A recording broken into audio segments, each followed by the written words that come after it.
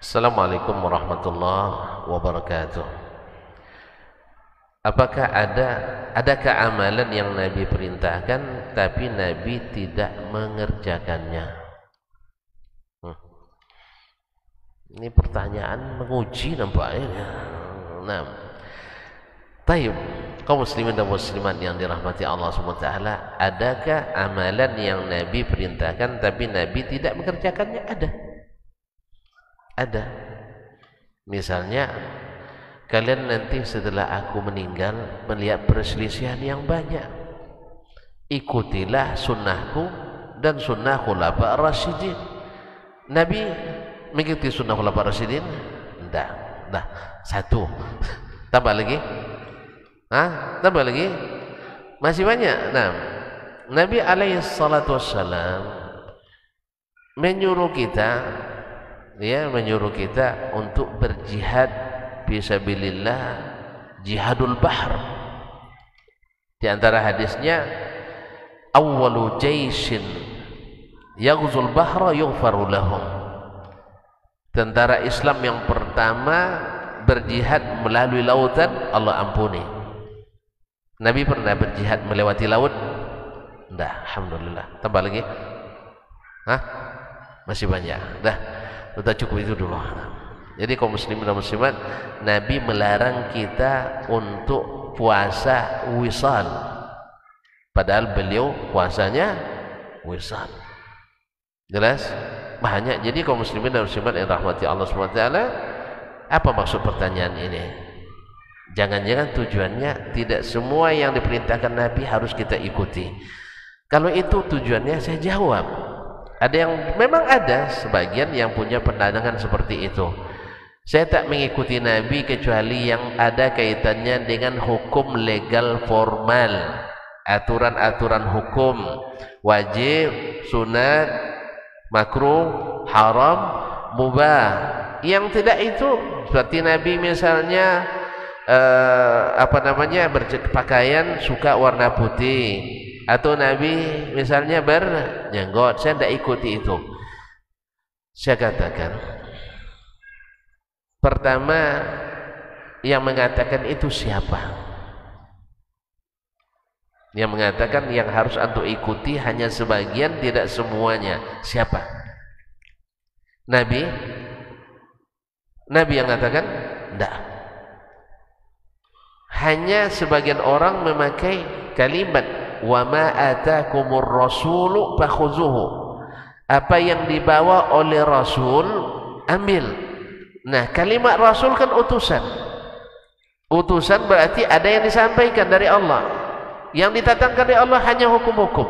Antum keliru. Yang datang dari Allah kepada Nabi bukan hanya sekedar hukum, ada anjuran, teladan dan sebagainya. Ma'asyarul kiram dirahmati Allah, ini biasanya orang menggunakan bahasa-bahasa yang mengandung multi interpretasi, multi tafsir, lalu dia diambil salah satu dari tafsir yang interpretasi tadi tanpa dalil. Kalau saya sederhana menjawab, antum nak masuk surga? Mau masuk surga? Serius? Mau terakhir atau pertama? Mau cepat atau lambat? Mau cepat masuk surga? Tayyib. Antum kalau nak masuk istana negara, nak jumpa Bapak Presiden hafizahullah misalnya, ikut orang yang cepat masuk atau yang lama pemeriksaannya masuk? Siapa yang cepat masuk? Misalnya antum diajak oleh Pak Wakil, Pak Wapres, Dasman, ikut saya. Anda usahlah Pak, nanti cepat sekali masuknya. Gitu. Saya ikut Pak Camat aja lah. Mumpung Pak Camat orang kampung saya katanya, maaf. Jadi kaum muslimin dan muslimat, enggak. Antum nak cepat masuk atau nak lambat? Kalau nak cepat, mesti ke Nabi merapat. Sah? Ya enggak? Atau melalui Pak Menteri KSP-nya, Kepala Staf Kepresidenan. Pasti cepat masuknya kan? Nah, Nabi SAW, beliau yang pertama mengetuk pintu surga. Beliau yang pertama masuk surga. Antum nak cepat masuk, mesti yang dekat-dekat dengannya. Apalagi di akhirat juga Nabi katakan al-mar'u ma'a man ahab. Seseorang itu bersama yang dia cintai. Antum mencintai. Dulu ketika masih hobi bola, antum mencintai Maradona, beli baju merek Maradona. Kenapa? Karena antum suka. Walaupun kaki antum tidak seperti kaki Maradona. Antum mencintai misalnya sampai artis pun pasti pilih baju yang sering dipakai oleh artis.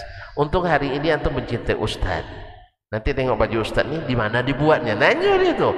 Supaya nanti besok nak beli baju seperti baju ustaz. Itu tanda cinta. Kalau antum mencintai Nabi, pasti suka dengan gaya Nabi sallallahu alaihi wasallam. Oleh sebab itu saya memang ingin masuk surga secepatnya. Kalau bisa dihisab tanpa hisab. Tanpa hisab. Nabi kan tanpa hisab tuh. Iya. Nabi justru memberikan syafaat. Mudah-mudahan saya juga bisa memberi syafaat, bukan lagi berharap syafaat. Gimana?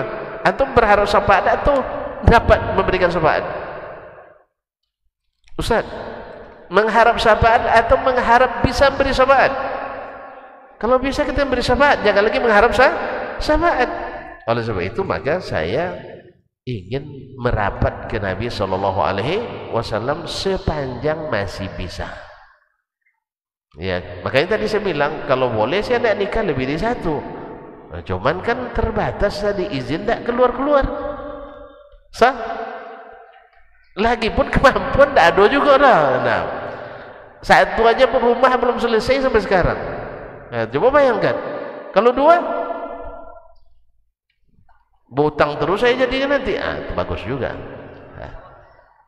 Tak bisa tawakal aja, dia harus hitung-hitung dulu. Nah, tayyib. Jelas ya? Jelas? Nah, jadi semakin antum mencintai Nabi, semakin mengikutinya.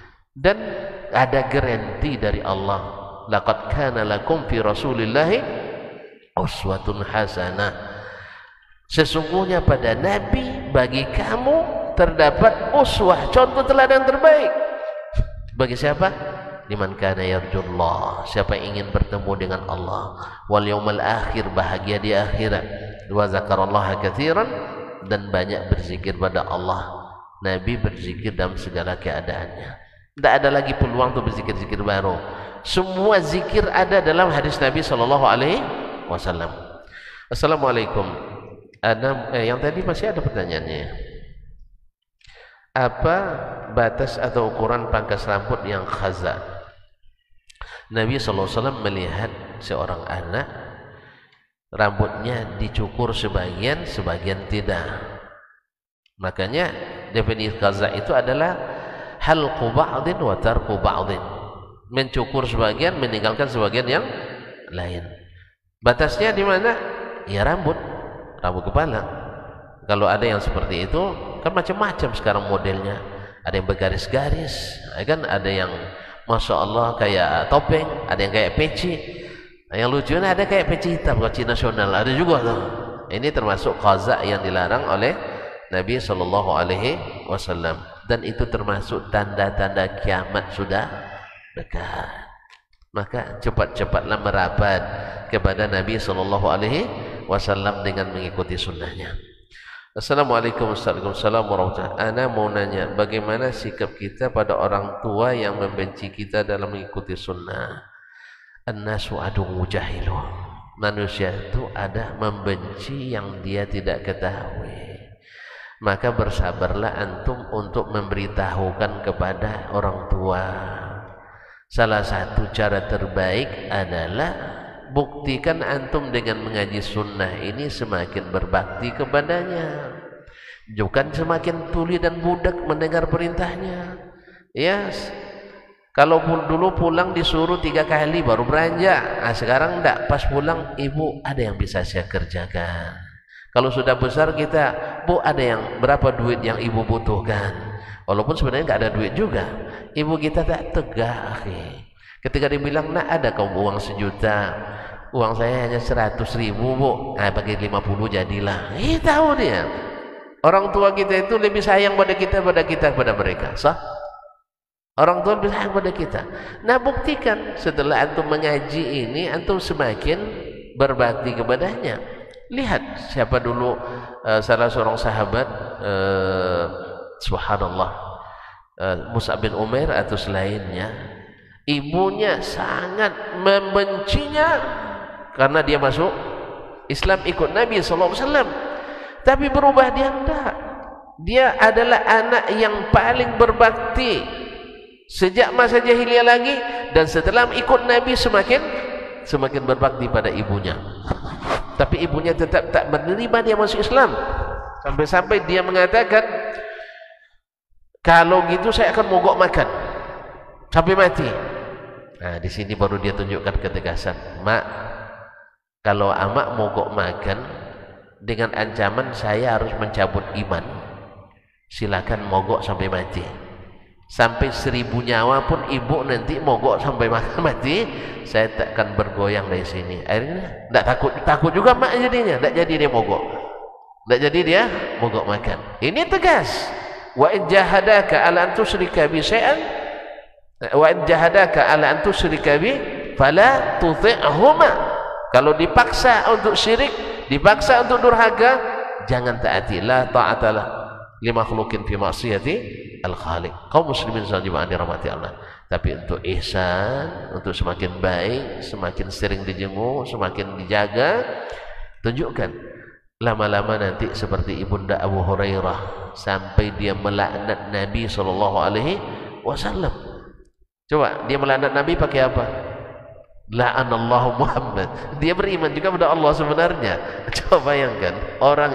Jadi mereka menjahiliyah itu mengklaim mereka pewaris Nabi Ibrahim, Nabi Muhammad sebagai penyeleweng. Jelas? Sekarang di zaman ini pun banyak umat Islam yang tak belajar agamanya. Ini mohon maaf, umat Islam kebanyakan tak belajar agamanya. Betul? Kebanyakan tak belajar agamanya. Kemudian yang belajar agama di pesantren sekalipun tidak sempurna belajar dari awal sampai akhir. Jelas? Karena kurikulum kita dipaksa SKS, sistem kebut semalam. Ini mohon maaf juga saya katakan, di mana-mana di UIN saya sampaikan, kita belajar misalnya masuk jurusan ilmu hadis, anak tamat SMA masuk jurusan ilmu hadis. Kan saya masuk tahun itu tanya, tamat mana? SMK. SMK apa? SMK keuangan. Kok masuk ilmu hadis? Hah? Ya saya dengar ustaz katanya ahli hadis, misal kan. Nah, jadi ikut juga. Kemudian ini di mana? SMA. Ini kebanyakan dari sekolah umum masuk jurusan agama. Lepas itu aturan kuliah, anak-anak bikin makalah. Saya pastikan makalah, jangankan S1, S2, S3 aja sering kopi darat. Kopi pasta. Ya saya sudah uji. Ya banyak. Ya ada juga yang Masya Allah dibahasnya dengan baik, tapi tidak sedikit juga yang kopi pasta. Pernah suatu kali saya nakal sedikit. Saya termasuk dosen nakal juga. Nakalnya gimana? Ngerjain mahasiswa. Salah satunya siapa yang menikah semester ini dapat nilai A. Nah, itu nakal saya tuh. Yang kedua, siapa yang lapar sekarang saya belikan makanan. Termasuk kenakalan saya sedang ngajar itu. Makan boleh, bercakap tak boleh kecuali izin saya. Jelas ya? Nah, saya nakal juga waktu itu, saya beri judul makalahnya semuanya sama. Semuanya sama. Alhamdulillah tulisannya semuanya sama. Yang lebih parah lagi, awak bicara tentang konteks keindonesiaan, dia bicara tentang konteks kemalaysiaan.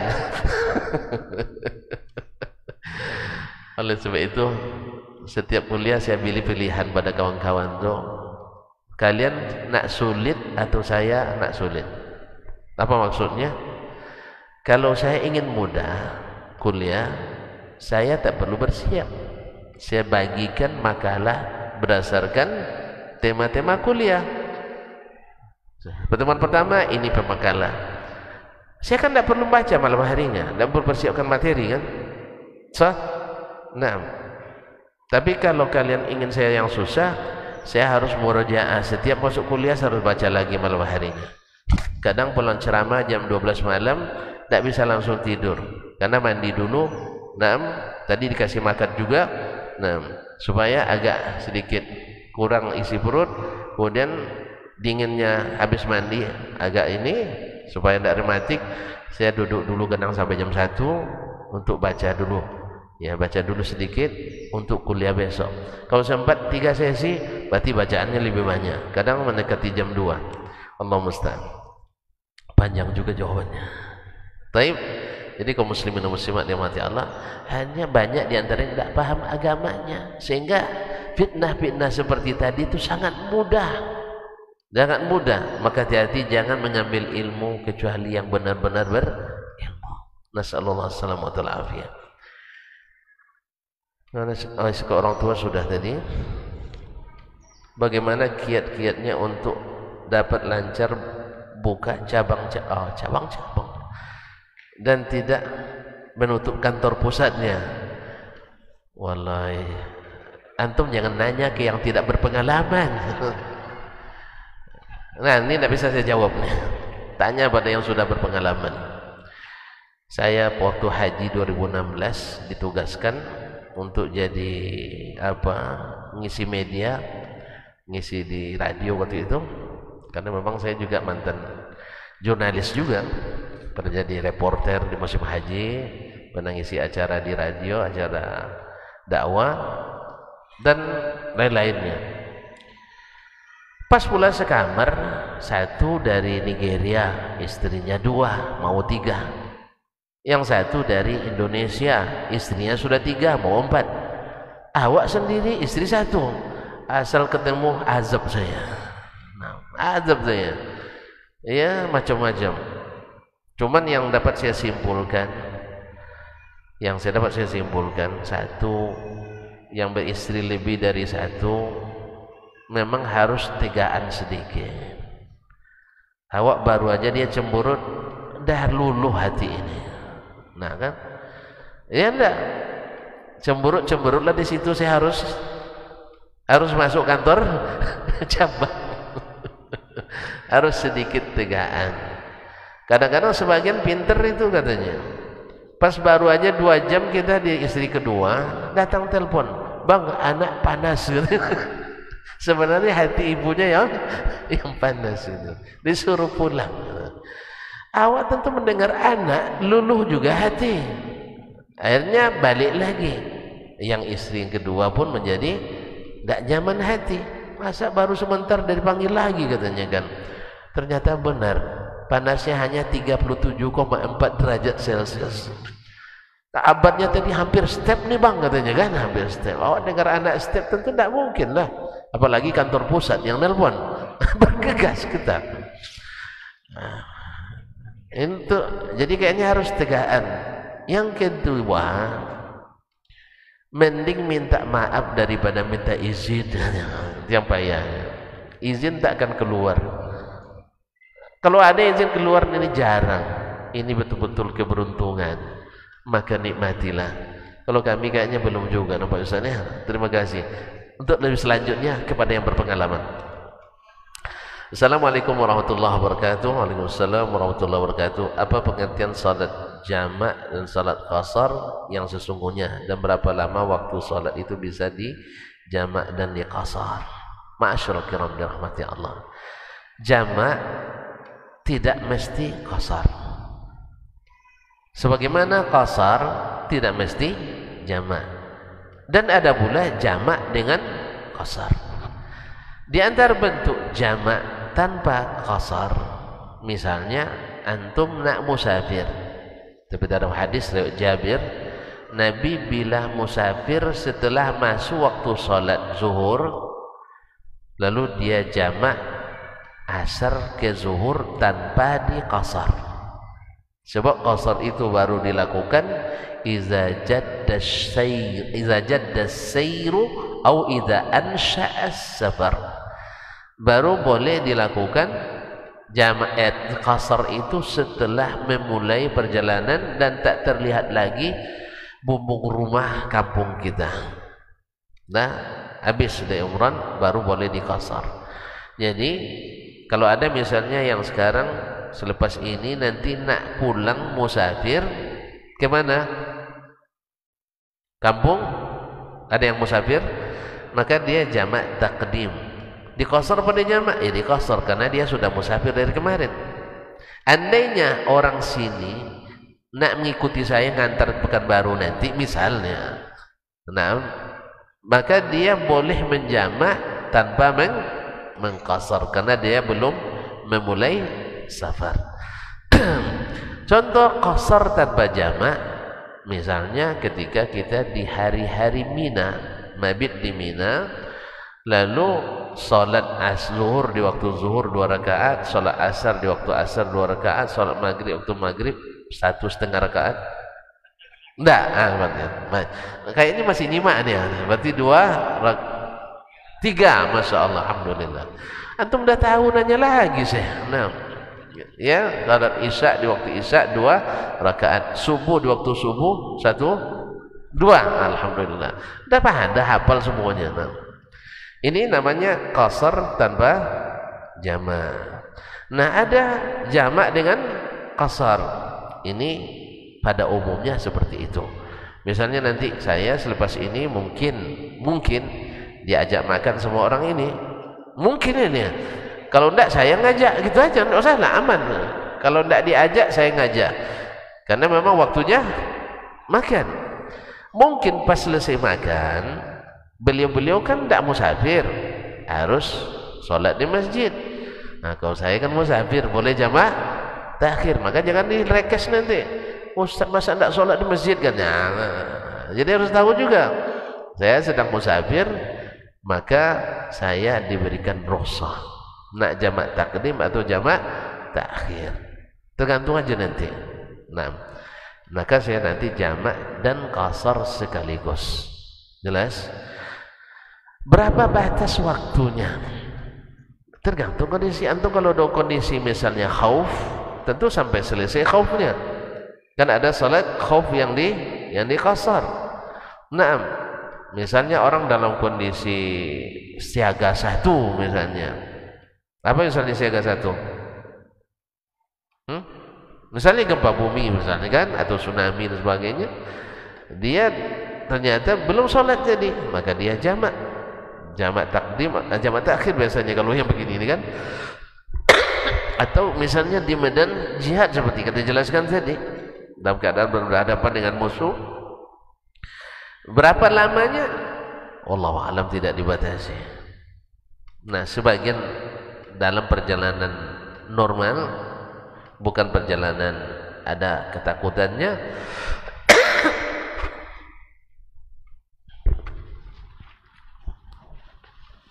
dan perjalanan itu berhenti di satu tempat, maka sebagian ulama membatasinya sampai 3 hari 3 malam bagi siapa yang diketahui berapa lamanya tinggal di tempat itu. Tapi sebagian mengatakan tidak ada batasannya, sebab Nabi pernah 18 hari 18 malam di Mekah, beliau tetap menjamak dan mengqasar salatnya. Wallahu a'lam.